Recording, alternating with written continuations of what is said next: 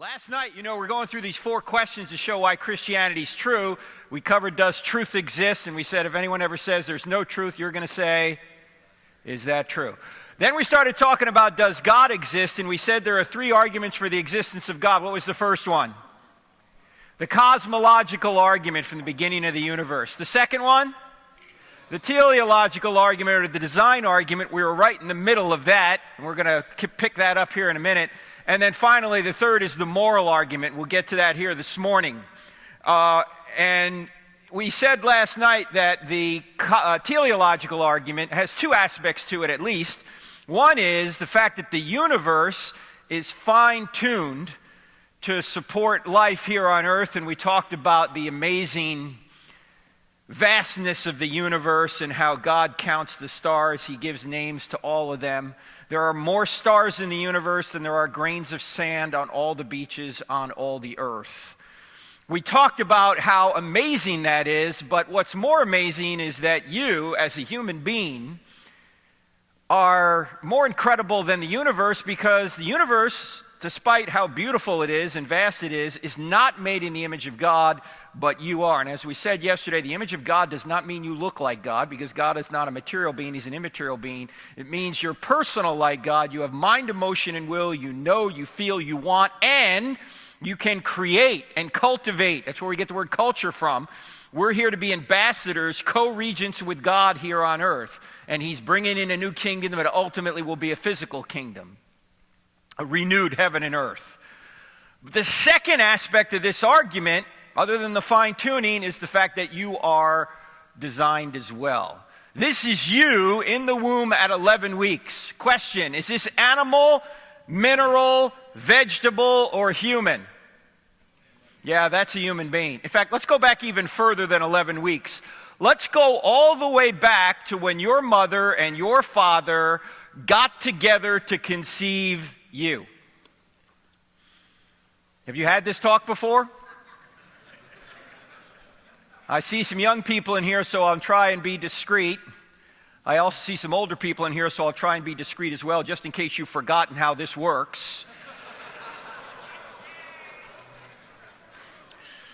When your mother and your father got together to conceive you, your mother unconsciously perfumed her egg to attract your father, and then your father sent the entire population of the United States, 300 million soldiers, toward your mother's egg. And then there was a race. And you won. Don't let anyone ever tell you you're not special. You beat out 300 million others. You have blown away anything Michael Phelps has done. Now, to believe that you were the fastest soldier in the gene pool is hard for me to believe when I saw some of you in here limping in here earlier. But you were. You were the fastest soldier in the gene pool. And your soldier was 20 to 30 times smaller than a grain of salt. Yet it contained half of the 3.2 billion letter genome that makes you you. DNA, all the letters in the right order. Half of those 3.2 billion letters were in that microscopic soldier. And your mother's egg was about the size of a period at the end of a sentence, and it contained the other half of the 3.2 billion letter genome that makes you you, all the letters in the right order. And when your soldier and your egg came together, a new 100% genetic human being was created. You have not received any more genetic information from this point until right now. Your genetic information has just duplicated itself. In fact, there were only 4 things separating you from adulthood: time, air, water, and food. Those are the same 4 things that separate a 2-year-old from adulthood. Does this have implications on the abortion issue? Yeah, I think it does. We don't kill the 2-year-old. Why do we kill the unborn child in the womb? Genetically, it's the same. You say, Frank, time out. You can't legislate morality. All right, no extra charge for this. This was the title of our first book, creatively titled Legislating Morality. All laws legislate morality. Every law declares one behavior right and the opposite behavior wrong. You can't think of a law which doesn't legislate morality. The only question is, whose morality will we legislate? And when people tell me, oh, Frank, you ought not impose your morality on me, I say, why not? Would that be immoral? Because you're imposing your morality on me right now. You're saying I ought not impose ought nots when you're imposing an ought not on me right now. Actually, the better answer to you ought not impose your morality on me is this. This isn't my morality. I didn't make this stuff up. I didn't make up the fact that murder's wrong, that abortion's wrong, that rape is wrong, that theft is wrong, that men were made for women and women were made for men, and the best way to perpetuate and stabilize society, which is the reason the government's involved in marriage to begin with, is to legally recognize that relationship over every other relationship. I didn't make any of this stuff up. This isn't my morality. This isn't your morality. This just happens to be the morality. The one Thomas Jefferson said was self-evident. The one the Apostle Paul said the Gentiles are not have the law written on their hearts. This isn't my morality. It's the morality. So if you have a problem with the morality, you don't have a problem with me. You have a problem with the Creator on whose nature this morality is derived. All right, no extra charge for that. Let's go back to this. From this point till right now, a construction project of astonishing complexity began taking place. Cells began multiplying at a rate of 4,000 cells per second. Brain cells began multiplying at a rate of 100,000 cells per second, for most of you anyway. Some cells became brain cells. Other cells became heart cells. Other cells became lung cells. How did they know how to do this? Nobody knows. Some cells went so far across you to become what they needed to become that it would be equivalent to you today walking across the United States alone. And that construction project continues to this day. You just made 4 million new red blood cells. You just made another 4 million new red blood cells. You just made another, knock it off. How do you know how to do this? Are you thinking about this? Are you thinking, Frank, time out, I got to concentrate. New red blood cells coming up. Right? No, you're not even thinking about this. This is just happening. How's it happening? Well, Aristotle didn't know anything about blood cells, but he recognized 2,400 years ago that all of nature's going in a direction. For example, you ever notice that acorns always, if they're properly nourished, become oak trees? Why don't acorns become birch trees or elm trees or seahorses? Well, because they're programmed to become oak trees. Yeah, well, who programmed them? And by the way, is an acorn conscious? Is an acorn in the ground going, all right, what do I have to do to become an oak tree? No, but if it's properly nourished, it reliably goes in the direction of becoming an oak tree. If it doesn't have a mind of its own, and it doesn't, yet it reliably goes in a direction, there must be an external director directing it toward an end. That is what Aristotle called the unmoved mover. All of nature's going in a direction. Thomas Aquinas came along in the 1200s and said, this is going to be my fifth way to argue for God. That all of nature's going in a direction, a consistent direction. If it's going in a direction, it must have a director. Now notice, this argument has nothing to do with the Big Bang or a cause way back when. In fact, Aristotle mistakenly thought the universe was eternal. But he said, even if the universe is eternal, you need a cause every single second to keep things going in the direction they're going.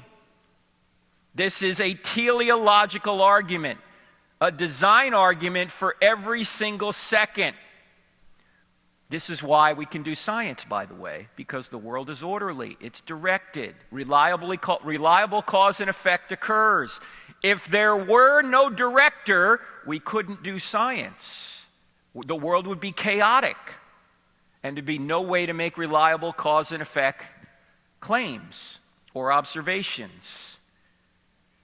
By the way, this idea that there is a director or a sustainer every minute is amplified by the Apostle Paul, who says, in him we live and move and have our being. And Christ holds all things together. the writer of Hebrews says that God sustains all things by his powerful word. Yes, God created way back when, but he's also creating, or I should say sustaining, every single moment that we exist. So even if you want to say the universe is eternal, you would still need an unmoved mover. You would still need a being like God to sustain the universe, sustain all the natural forces that Tim McGrew was just talking about in here, to go in a direction which allows us to do science. You say, oh, things are random. Things aren't random. In fact, you wouldn't even know what random was unless you knew what order was, and you wouldn't know what order was unless there was an orderer. Now, nobody says anything better than C.S. Lewis. The fact that things are orderly and directed. You know what else is ordered and directed? Your mind. You have intentionality. You can go in certain directions. You can decide to do certain things. The very fact that we have a mind should show you that there's an ultimate cause, which is a mind. And C.S. Lewis pointed out that atheism makes reason impossible. I can't say it any better than him. Here's how he said it. Check this out. This kind of concept is in the book Stealing from God, but Lewis says it so clearly. Here's what he says. Suppose there were no intelligence behind the universe. In that case, nobody designed my brain for the purpose of thinking. Thought is merely the byproduct of some atoms within my skull. But if so, how can I trust my own thinking to be true? But if I can't trust my own thinking, of course, I can't trust the arguments leading to atheism, and therefore have no reason to be an atheist or anything else. Unless I believe in God, I can't believe in thought, so I can never use thought to disbelieve in God. You seeing the connection here? The very fact that you can think and ascertain truths about the real world should give you an idea that there must be some order to this universe, some mind to this universe that created your mind and allows you to know what truth is. If we're just molecular machines, if we're just moist robots, then you shouldn't believe anything you think, including any argument you might think you have for atheism. Now, there's a lot more in the Stealing from God book on this, but I got to move on to the third argument, because then we got to get to miracles in the New Testament. The third argument for God is the moral argument. Let's suppose you go out on a hike somewhere, way out into the wilderness, into a forest, and you get lost. You get turned around. You've been out there several hours, and it's getting late. You know the direction from which you come, but you can't figure out that direction right now. Your cell phone's dead. All you have to get you back to your home is a magnetic compass. And you know, a magnetic compass is always supposed to point to magnetic north. If you can figure out where north is, you can figure out how to get home. So you take out your compass, but instead of your compass pointing to north, your compass, no matter which way you turn, always points to you. How helpful would that compass be? That's not going to be helpful at all, right? You know where you are. You're trying to figure out where north is. Well, question. Why do we as Christians think that if life isn't going just the way we want it to go, in other words, if the compass doesn't always point to us, that either God doesn't exist, he's evil, or he's forgotten about us? Why do we think that? In fact, do you realize that whether or not God exists, you are not the center of the universe? And neither am I. But we sometimes act like we are. And by the way, is there a moral compass? Is there a right way to live? Or can you just live any way you want? In fact, let me put the question this way. Do we discover right and wrong, or do we determine right and wrong? This is the interactive portion of the program. Do we discover it or do we determine it? We discover it, right? But the culture doesn't say that. The culture says, oh, no, you determine what's right for you. You determine what's right for you.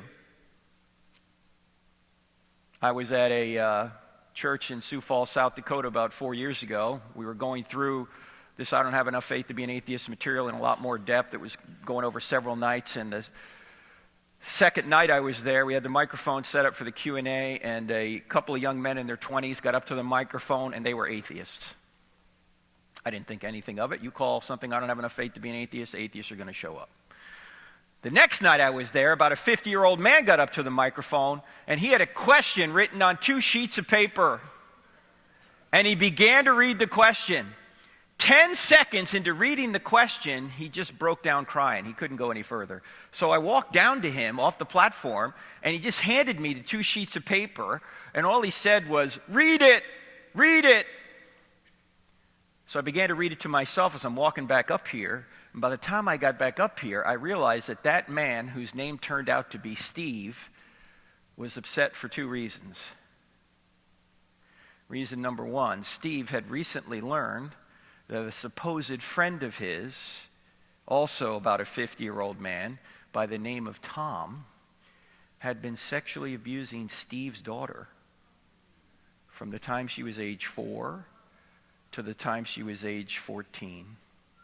Right in his own home, under his nose, never saw it. He said, this guy was like Jesus to us. Whenever there was a problem, he'd show up with his Bible and he'd go, "Let's pray." He was a fraud. Second reason Steve was upset was because the 2 young men in their 20s who were there the night before were his sons, who used to be Christians and are now atheists. Because they said, if there is a good God, he wouldn't allow this to happen to our sister. There is no God. In fact, one of them was going to a Roman Catholic seminary to become a priest. As soon as he heard the news, he walked out of that seminary and he said, "That's it, there is no God, I'm done with God." So I said, "Steve, it's okay to be mad at God. In fact, some of the Bible writers are mad at God. Read Lamentations, read Habakkuk, read some of the Psalms. God, where are you?" Do you realize, by the way, that you can curse God all day and you're not going to hurt him? He's an infinite being. How are you going to hurt him? You can praise him all day and you're not going to help him. He's an infinite being. How can you help him? Who gets all the benefit of praise and the detriment of cursing? We do. That's why God wants us to worship him, not because he needs it, because he knows what's best for us. So I said, "Steve, it's okay to be mad at God. This is not a good long-term strategy, but he understands that we're made of dust. He understands our emotions. You can bring your emotions to God. But this is not an argument against God. It's actually an argument for God." And I said, "Steve, when the time is right, I want you to say this to your sons. If there is no God, what that 50-year-old man did to your sister isn't really wrong. It's just your opinion." Why? Because if there is no compass, true compass, how can you say he had the wrong compass? Where did Tom's compass point? It pointed to himself. How can you say he's wrong if there's no true compass? If there's no true purpose to life, you can't say he's wrong. In fact, there can't be any right or wrong unless there's a purpose to life. How do you know that a touchdown for your team is better than an interception? Your quarterback throwing an interception. Because you know the purpose of the game, right? If there was no purpose to the game, you couldn't say a touchdown was better than an interception. The only way you can know a touchdown is better than an interception is because there's purpose. Same thing is true in life. If there's no purpose to life, how can you say this pedophile's wrong? We're just overgrown germs anyway, right? That's what the evolutionists say. How can that be wrong? You say, but how does this show God exists? Because what this 50-year-old man did to this poor girl wouldn't be wrong unless there was a standard of right. And a standard of right wouldn't exist unless God existed. And C.S. Lewis, early on in his life, was an atheist. He thought there was too much injustice in the world.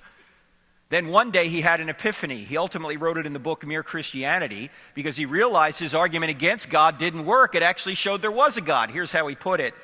As an atheist, my argument against God was that the universe seems so cruel and unjust. But how had I got this idea of just and unjust? A man does not call a line crooked unless he has some idea of a straight line. What was I comparing this universe with when I called it unjust? You wouldn't know what a crooked line was unless you knew what a straight line was. You wouldn't know what injustice was unless you knew what justice was. But justice wouldn't exist unless God existed. Otherwise, it's just your opinion. And there are people on college campuses everywhere I go, everywhere you go, that think that something is unjust or unjust, and there are certain rights that they're supporting and other things they're not supporting, and yet many of them are atheists. Where are they getting this concept of justice from? They're stealing it from God. In fact, you could put it this way. The shadows prove the sunshine. In order to have shadows, you have to have sunshine. In other words, in order to have evil, you have to have good. Oh, you can have sunshine without shadows. You can have good without evil. But you can't have evil without good. You can't have shadows without sunshine. If evil exists, and everyone knows it does, then good must exist. But good in an objective way can only exist if God exists, because that's his nature. He is the standard of goodness. Now, everybody in the small town outside of Sioux Falls, South Dakota, knows that this guy Tom is guilty, but he's not in jail. Why? Because every time the trial comes up, Jessica, the girl who was abused, psychologically checks out. She can't testify against him. She wanted to marry him. She didn't know. 4 years old to 14. So I said, Steve, when the right time comes, I want you to say this to your sons. If there is no God, then the man who did this to your sister will never get justice. He's not going to get justice here on earth if she doesn't testify, and he's not going to get justice in the afterlife according to atheism, because there is no afterlife according to atheism. Do you really think that's the way the universe is? Do you really think there's no such thing as justice? The very reason you're upset, rightfully so, is because you know a great injustice has been done. But there can't be injustice unless there can't be something that's immoral unless something is. Something can't be not right unless something is right. So the very reason you're upset actually shows that God does exist. And atheism doesn't take away the pain, it only takes away the hope. Now, recently I had contact with Steve's father. Jessica's father, Steve. And I said, how's Jessica doing? Well, one thing she did once she hit 18 is she actually wrote a book about it. Here it is. Not Your Princess by Jessica Mitzel. I read one chapter of this book. I couldn't read it anymore. You can get this on Amazon right now. But despite the fact that she was able to write a book about this, according to her father, as of about 1.5 years ago, Jessica is still in a treatment program in San Diego, California, at $15,000 per month. She has multiple personalities, which is common with this kind of abuse. You know, our culture tells us that sex is just physical. That's a lie. If sex is just physical, why is Jessica still in a treatment program at $15,000 a month? If sex is just physical, why is it if somebody rapes you, it's worse than if somebody just physically assaults you? If sex is just physical, why is it if your spouse or your boyfriend and girlfriend goes out and has a physical relationship with somebody else, you don't go, oh, that's just physical? Because you know it's not just physical. It's psychological, it's emotional, it's spiritual, it's moral. There's so much more to sex than just the physical. Sex is like fire. You put it in your fireplace, it's wonderful, it'll warm you. You get it anywhere else in your house, it will burn your house down. Maybe not immediately, but over the long term it will. And many of us in here know that that's true because we've experienced it ourselves.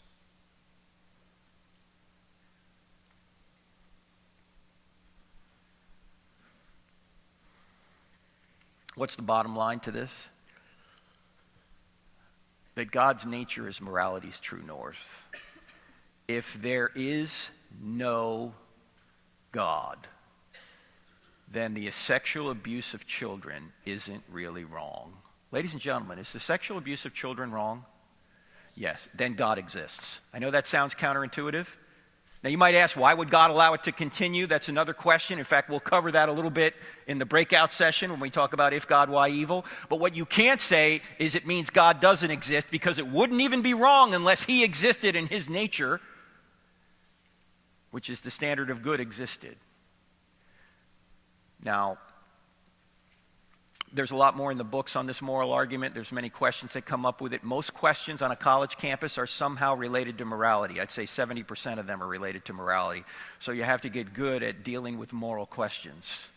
And you don't have to show that everything is right or wrong. You just have to show that one thing is right or wrong. And if that's the case, God exists. Now, what can we conclude from these three arguments? I think we can conclude that the attributes of the being behind these three arguments are these. He's spaceless, timeless, immaterial, powerful, personal, intelligent, moral, a creator, and a sustainer. Who does that sound like? That sounds like the God of the Bible. We haven't even opened the Bible yet. And we have the attributes of what could be the God of the Bible. How do we know, though, it's the God of the Bible and just not some other theistic God? For that, we got to go to the third question, and that is, are miracles possible? Because what God can do, if he wants to show us which theism is true, is he could do a miracle to confirm that so-and-so speaks for him. That's largely the purpose of miracles in the Bible. Miracles are done to confirm somebody as a messenger of God. And a lot of people today don't believe in miracles. In fact, some believe miracles are impossible in our culture. In fact, for example, Noah and the ark. Can we just agree on one thing as Christians in here? Don't let this leave the room, but can we just agree on one thing? Noah and the ark is crazy! Let's just agree. It's nuts. Jesus rising from the dead. How many people in here have seen somebody rise from the dead? Yeah, none of us have, yet our entire belief system is based on believing something none of us have ever seen. How rational is that? And for some reason, the big problem miracle in the Bible is Jonah. Is that a whale of a tale or a tale of a whale? I mean, what is the deal with Jonah? Can you really believe in Jonah? Well, question. What is the greatest miracle in the Bible? Well, people say the resurrection. Technically, that's true. But actually, there's a greater act of God prior to the resurrection. What is it? Yeah, the greatest miracle in the Bible is... I got some of you a second time. The greatest miracle of the Bible is the first verse, or the greatest act of God is the first verse, right? In the beginning, God created the heavens and the earth. If that verse is true, every other verse in the Bible is at least believable, right? I mean, if God can create the universe out of nothing, can he resurrect Jesus from the dead? Can he do the Noah miracle or the Jonah miracle? These are easy. Yes, Noah's crazy, unless God exists. It's not meant to be explained naturally. Of course, Jonah makes no sense unless God exists. Of course, resurrections don't occur unless God exists. God can do whatever he wants. It's not logically impossible inside the universe if he can create the whole universe out of nothing.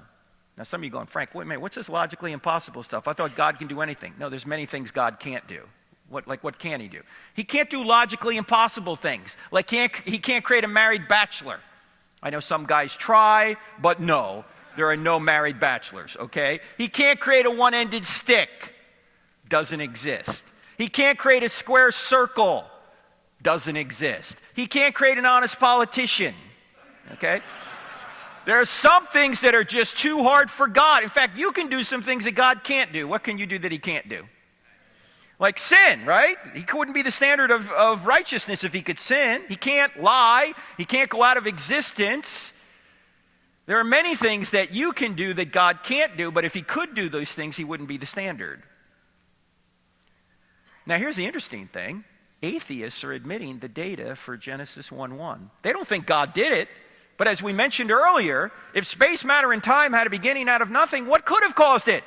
Only a spaceless, timeless, immaterial, powerful, personal, intelligent cause, which is what we mean by God. So if Genesis 1:1 is true, these other verses are at least believable.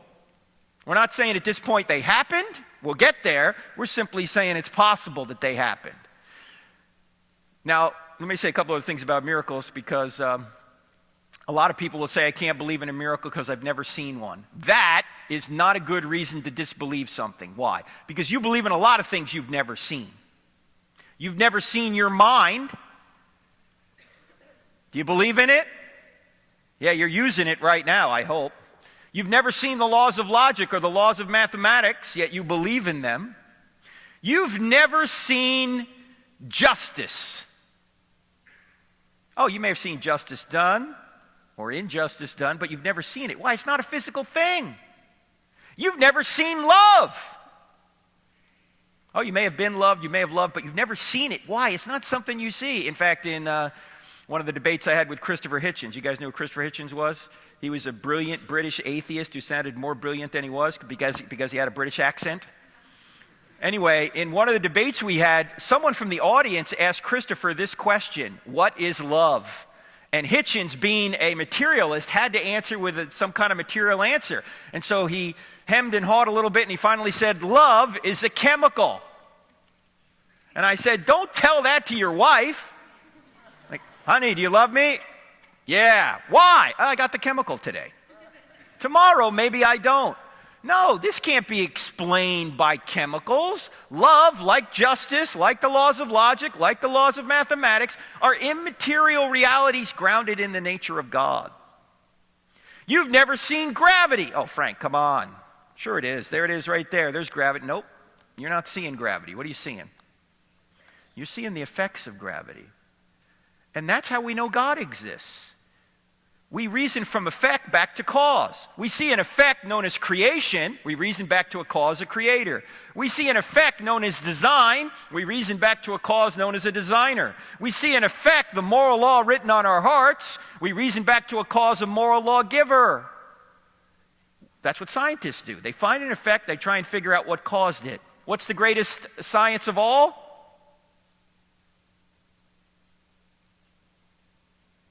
Theology. The queen of all sciences, because it takes every other academic discipline and puts it under one umbrella. That's what a university is supposed to teach you, how to find unity and diversity. Of course, they don't do that anymore. By the way, you've never even seen George Washington. You've never seen Andrew Jackson. Why do you think he existed? Well, both those men have left effects behind that are best explained by the cause, Andrew Jackson or George Washington. Same thing is true with Jesus. You're reasoning from effect to cause. And so just because you haven't seen something doesn't mean it hasn't or doesn't or never existed. In fact, if miracles do occur, you shouldn't expect to see many of them, if any. Why? Because if miracles occurred routinely, they wouldn't get our attention as special acts of God. As Tim McGrew was up here saying a few minutes ago, the only way we can recognize a miracle is against the backdrop of regular natural events.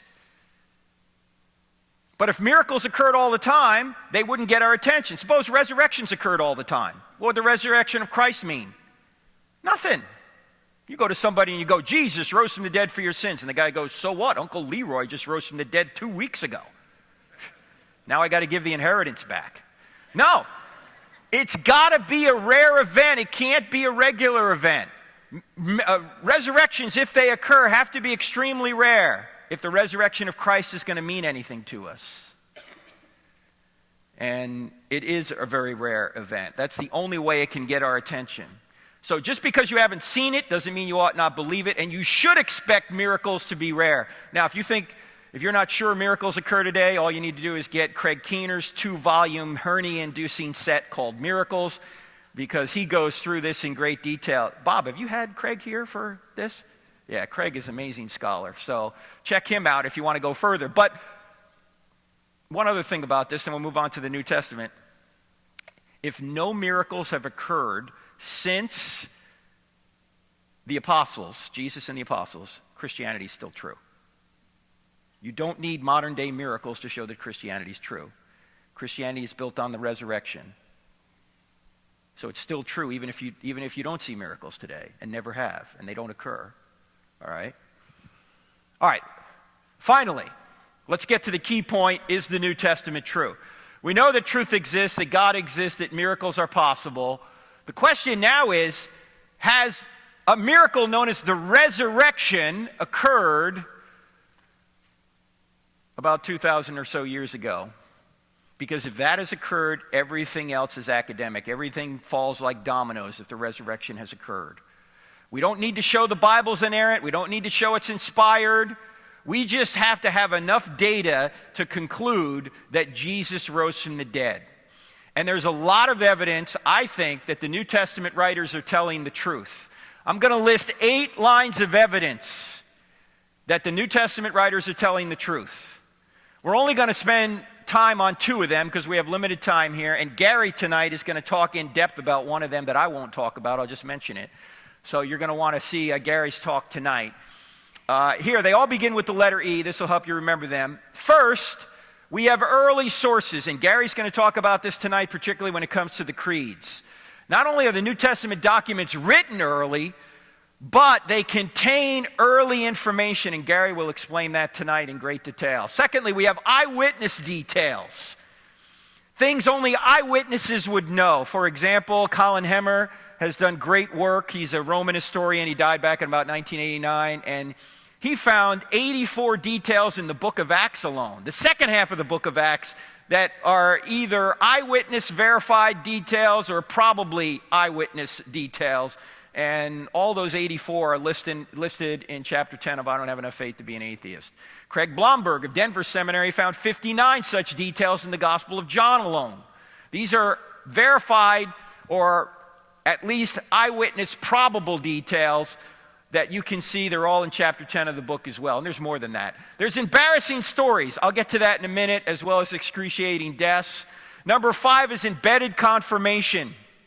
Lydia McGrew, Tim McGrew's wife, actually wrote a book about this. They're called Undesigned Coincidences. I think embedded confirmation is a better way of saying it, but they've become known as undesigned coincidences. This is probably the best evidence you've never heard of that shows that the New Testament writers are independently witnessing the same historical events. I don't have time to get into it here, but if you just want to Google 2 words, undesigned coincidences, you'll find books that you can read about, or that you can read right off the internet, or you can get Lydia McGrew's book called Hidden in Plain View, which is a great little book on these undesigned coincidences. I call them embedded confirmation. There's also expected predictions. That deals with Old Testament prophecy. If I only had one Old Testament prophecy to make my case on it, it would be Isaiah chapter 53, written 700 years in advance. We also have extra biblical writers, household names like Suetonius, Thallus, Phlegon, Josephus. When you add up their references to the New Testament period, you get a story congruent with the New Testament. Gary's book, Historical Jesus, goes into this in a lot of detail. Is that book here, by the way? Historical Jesus? If not, you can sure get it on the internet. The extra biblical writers. And also, finally, 8, the explosive growth of the church out of Jerusalem, built on an empirical claim that Jesus had risen from the dead. What could the Jews or the Romans have done to stop something they didn't want to grow? What could they have done to immediately squash Christianity? They could have gone to the tomb, a known tomb, it was a Jewish tomb, taken out the dead body and said, stop all this nonsense talk about the resurrection. Jesus is dead, here's his body. It would have ended Christianity right there. It's really difficult to explain how a movement out of Judaism, where a man claims to be God and is resurrected from the dead, It's really hard to explain how that could come out of Jerusalem from Jews who thought claiming to be God was blasphemy, and resurrecting from the dead could have been refuted by a simple grave check. How did that happen? And how did it ultimately take over the ancient world? Now, as I say, we don't have time to go through all these. Let's spend a little bit of time on two of them. We're going to start with embarrassing stories. There's a principle that historians use to try and discover whether a writer's telling the truth, and it goes like this: if there's something embarrassing to the author or authors, it's probably true. Why would it be true? Because you're not going to make up embarrassing details about yourself. You're going to hide those things probably. You might try and make yourself look good, but you won't make yourself look bad. In fact, let me ask you guys a question in here. How many people have ever lied to make yourself look good? If you don't have your hand up right now, you're lying to make yourself look good, and it's not working. We know you're lying. All right, how many people in here have ever lied to make yourself look bad? No, you don't do that unless you're a pool shark or something, right? You might lie to make yourself look good, but you won't lie to make yourself look bad. Well, the New Testament writers, and this is true of the Old Testament as well, but let's just look at the New Testament. The New Testament writers have filled the New Testament with embarrassing details, embarrassing stories that make them look bad, that they never would have invented. That's why we call this the Duff factor. They're not making this up. In fact, let's just do a few of these. There's many of these that you could think of, but here's just a few. Peter, the leader of the apostles, is called Satan by Jesus. Do you think they invented this? Do you think Mark, who wrote this down, at one point said to Peter, "Hey, Pete, I'm going to make this a real interesting story. I'm going to have the Lord call you Satan"? What do you think Peter would have said? "Have him call you Satan." Why is he calling me Satan? That's embarrassing. And then Peter says, "Lord, I'll never deny you." What does he wind up doing?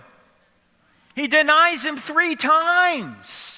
And then at the crucifixion, all the disciples, with the possible exception of John, they all run away. This is like a Monty Python movie. Run away! They all run away. And who are the brave ones? The women. The women are the brave ones. That's right, ladies. You can give yourselves a hand. All right? I didn't run away like you sissy pants men did. Now, who wrote the New Testament down? Men. Now, what man is going to invent that he was hiding for fear of the Jews why the women went down and discovered the empty tomb? Would any man here invent that? I know what I'd say if I was inventing it. I'd make myself look good, wouldn't you? I'd write something down like this. Let's see, we marched right down there and we overpowered that elite Roman guard. That sounds pretty good, doesn't it? Yep. John said, "Get out." Peter, roundhouse kicked him. Philip said, "We'll be back." And then on Sunday morning, we marched right down to the tomb, and we saw Jesus, who congratulated us on our great faith. And then we went and comforted the trembling women. I would never say I was Mr. Sissy Pants why the women went down and discovered the empty tomb. And oh, by the way, why would you never say the women were the first witnesses in that culture? Forget about the fact that it was embarrassing to men, that was, but why independently of that would you never say the women were the first witnesses? Yes, because a woman's testimony was not considered on par with that of a man. So if you're making up the New Testament story and you want to pass off a lie as the truth, you'd only have the men be the first witnesses. Yet all 4 Gospels say the women were the first witnesses, which is telling us what? They really were. I had a woman come up to me once and she said, "Frank, I know why Jesus appeared to the women first." I said, "Why?" And she said, "Because he wanted to get the story out." I said, "That is an excellent point. I hadn't thought of that." Because ladies, when your man comes home from work, does he say much? There could have been a nuclear explosion down at the plant. He's not going to tell you. You'll see it on the news before you hear it from him. You'll be watching the news going, "Hey, hon, what? Oh, yeah, I forgot to tell you, the nuke blew up 3 days ago. I've been hot for 3 days." What's for dinner? He's not going to tell you. I can't even believe this next verse is in the New Testament.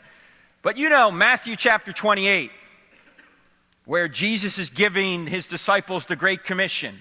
That's why this seminary exists, every church exists. The Great Commission, right? Go therefore, make disciples of all nations. Notice he doesn't say make believers. He says make disciples. There's a difference. Anyway, it says right there, as he's talking to his disciples, giving them the climactic point of the entire gospel, in verse 17, it says of these disciples, some believed, but some doubted. He's standing right in front of them. It's like they're standing there going, you see that guy over there? Yep, that guy over there is Jesus. Oh, no, it can't be Jesus. He was just killed not long ago. No, I'm telling you, it's him. Jesus is dead. The Romans killed him. It's Jesus. They crucified him. They put the spear in his side. Blood and water came out. I'm telling you, the Romans know how to kill people. He's dead. It's him. It can't be. It is. How do you know? The women told me.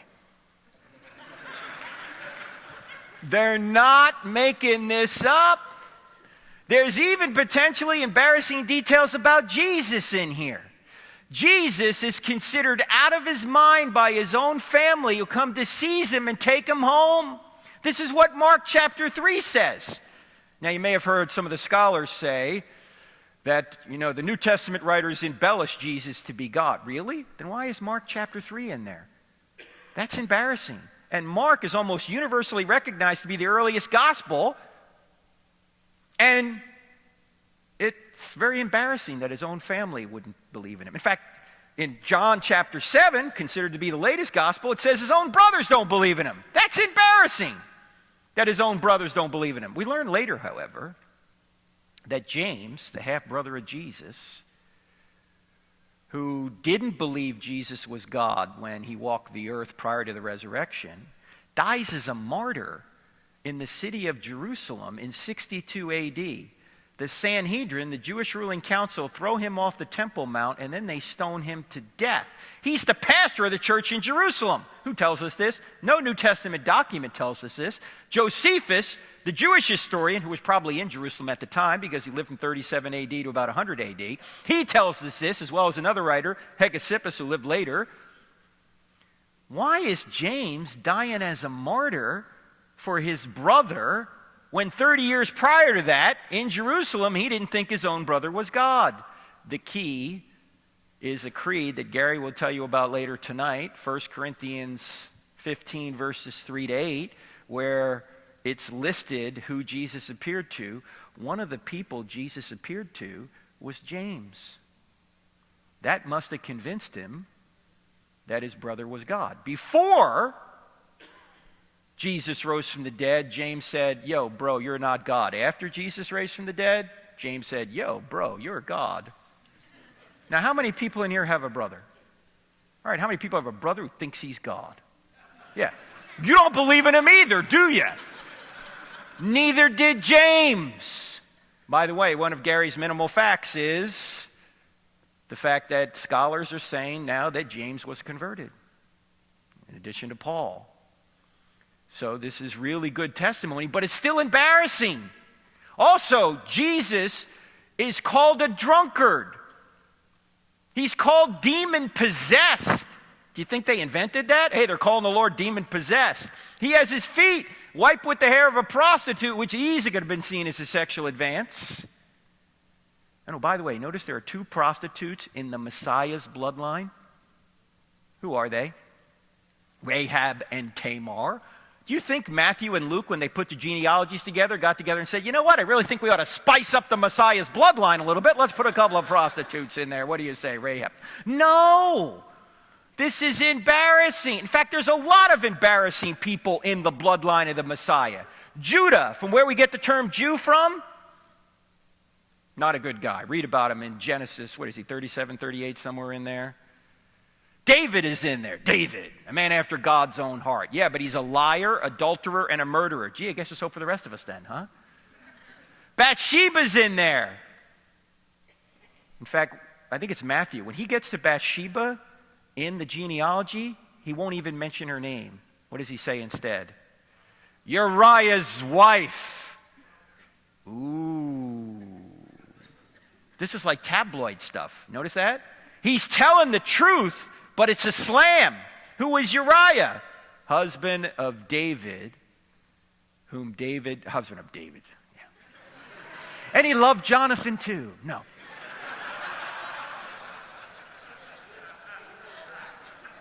Right? I mean, come on. Husband of Bathsheba, whom David had killed, so he could have Bathsheba. This is embarrassing. In fact, out of the 5 women mentioned in the Messiah's bloodline, only one of them is a known Jew. Rahab's not a Jew. Ruth is not a Jew. Rahab's not a Jew. Bathsheba might be a Jew. We're not sure. Who's the only known Jew in the Messiah's bloodline? Mary. History of the Jews, one Jew. You think they're making this up? No, there's many more embarrassing details. We don't have time to get into all of them. But this alone doesn't show you they're telling the truth. But when you add it to all these other E's, you have a very strong case the New Testament writers are telling the truth. How about excruciating deaths? Excruciating deaths. This is the argument that many people say points back to the fact that these men were in a position to know whether Jesus rose from the dead, died brutal deaths when they could have saved themselves by simply saying it never happened. Here's a painting of Peter being crucified upside down. We're not exactly sure he was crucified upside down. We have good first century evidence he was crucified, or he was martyred anyway. Same with Paul. James, we know, was martyred. We have good evidence that several of the apostles were martyred, and these were eyewitnesses. Why would they do this? These are Jewish believers in Yahweh. In fact, as we go through this, think about this. All the writers of the New Testament, with the exception of Luke, all of them are Jewish believers in Yahweh. The question is, what did the New Testament writers have to gain by making up a new religion? What did they get by saying Jesus had resurrected from the dead? Well, they got kicked out of the synagogue, and then they got beaten, tortured, and killed. Last time I checked, that was not a list of perks. We're going to start a new religion. We are? Yeah. What's it going to get us? Well, first we get kicked out of the synagogue, and then we get beaten, tortured, and killed. Well, sign me up. You know, what a great idea. No. They had no motive to make this up. In fact, they had every motive to say the resurrection did not happen. Not every motive to say it did, being believers in Yahweh.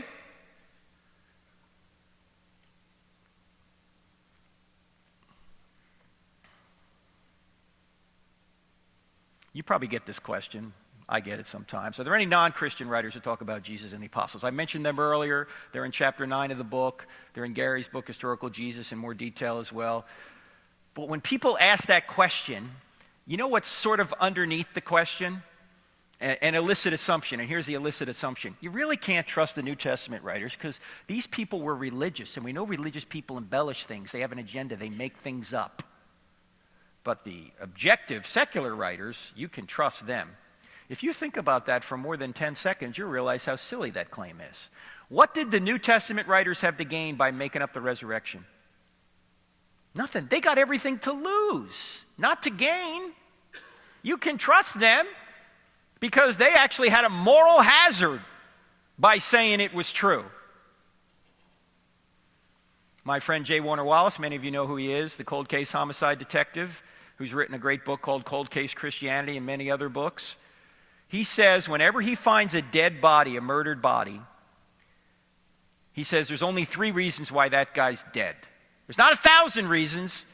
There's 3, one of 3 or a combination thereof. There was either a sex issue, a money issue, or a power issue. Sex, money, or power. Those are the 3 reasons why any of us sin. Relationships, finances, power, pride.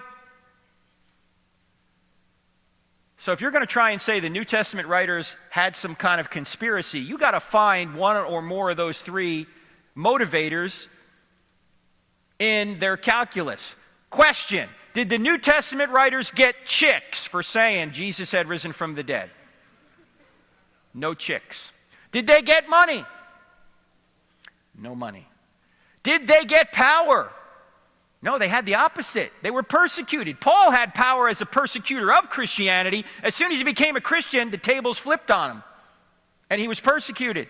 There is no motivation by the New Testament writers, by these Jewish believers in Yahweh, to make any of this up. Why would they then go die for a known lie? You might say, wait a minute, Frank. Some Muslims will die for their faith. If you're going to say Islam, or you're going to say Christianity is proven by martyrdom, don't you have to say the same thing about Islam? No. Why? Well, there's a lot of differences between the Muslim martyrs of today and the New Testament martyrs, but let's just give you one major difference for our purposes here. The Muslim martyrs haven't witnessed anything. They just have faith Islam is true. Whereas the New Testament martyrs actually witnessed with their own eyes that Jesus had risen from the dead. Not only that, they touched Jesus. They ate with Jesus. They verified with their own senses that Jesus had risen from the dead. Yes, some people will die for a lie they think is the truth. Nobody will die for a lie they know is a lie. And the New Testament writers were in a position to know whether it was a lie or not, and they went to their deaths anyway. You can't get better evidence than that unless you were there yourself. Now, what I'm about to say is going to sound like heresy for those of you like me who believe the Bible's inerrant. But it's not heresy, just stick with me, okay? Christianity is not true because a series of documents we put under one binding we call the Bible says is true. In fact, Christianity would be true if the Bible never existed. How can that be? Because Christianity is not based on a book, or it did not originate with a book. Christianity originated with an event, the resurrection. You wouldn't even have a New Testament written by Jews in the first century unless there was a resurrected Jesus. Do you realize there were thousands of Christians before a line of the New Testament was ever written? Frank, how could you be a Christian without the book of Romans? Was Paul a Christian before he wrote the book of Romans? Yeah, why? Because he witnessed the resurrected Jesus. Was John a Christian before he wrote the Gospel of John? Yeah, because he witnessed the resurrected Jesus. Was Matthew a Christian before? You get the idea, right? In fact, you could put it this way. The New Testament writers did not create the resurrection. The resurrection created the New Testament writers. You wouldn't even have a New Testament written by Jews in the first century unless Jesus walked out of that tomb. Why are they inventing this? They're not. So don't get the cart before the horse. If you're talking to a unbeliever, don't say the reason you ought to believe in Christianity is because the Bible's inerrant. That would be like a Muslim coming up to you and saying the reason you ought to be a Muslim is because the Quran's inerrant. You'd go, what? The Quran? I don't believe in the Quran. Yeah, he doesn't believe in the Bible either. When the apostles were evangelizing, did they go around to non-Jews and say, in order for you to be a Christian, you have to believe the entire Old Testament's inerrant? No. Did they lead with the Bible or scriptures? What did they lead with? The resurrection. Lead with the resurrection. Inerrancy is an in-house debate. It's a conclusion. It's not a premise. You don't start with inerrancy. You ended inerrancy. How do we get to inerrancy? Not because I can understand or answer every single difference in the Gospels. I believe the Bible's inerrant because Jesus did. And I just have a personal policy. If somebody rises from the dead, I just trust whatever the guy says. But you don't need inerrancy to show that Christianity's true.